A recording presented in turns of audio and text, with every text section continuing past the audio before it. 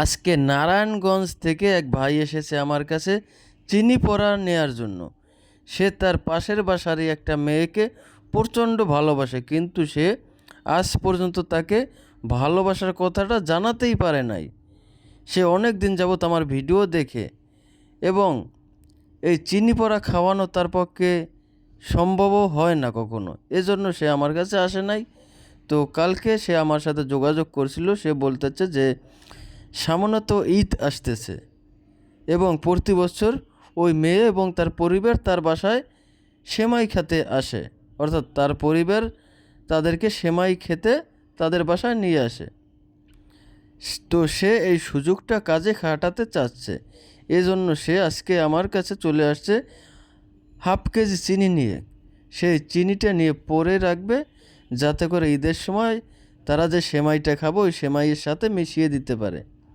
তো আপনারাও কিন্তু এই সুযোগটা কাজে লাগাতে পারেন। সামনে ঈদ আসতেছে, আপনার পাশের বাসার, পাশের বাড়ির অথবা আত্মীয় স্বজনের মধ্যে যদি আপনি কাউকে ভালোবাসেন, তাকে যদি আপনার বশ করতে চান, বাধ্য করতে চান, তাহলে আজকের এই চিনি পড়ার নিয়মটা অবশ্যই জেনে রাখবেন। আমি সম্পূর্ণ নিয়মটা আপনাদেরকে বলে দেব, শিখিয়ে দেব। এই জন্য প্রথমেই আপনারা কিছু পরিমাণে চিনি নেবেন।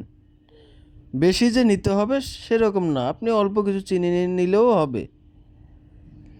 এরপরে আপনি যে কোনো দিন রাতে এশার নামাজ আদায় করে এশার নামাজের পরে আপনি ওই চিনিটুকু আপনার হাতে নেবেন।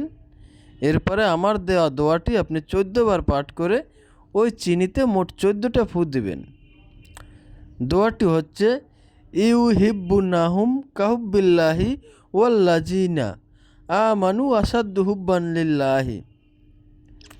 এই দোয়াটা আপনারা 14 বার পাঠ করে 14টা ফু দেবেন, অর্থাৎ একবার পাঠ করবেন একটা ফু দিবেন, আরেকবার পাঠ করবেন আরেকটা ফু দিবেন। এভাবে আপনারা 14 বার পাঠ করে 14টা ফু দিবেন।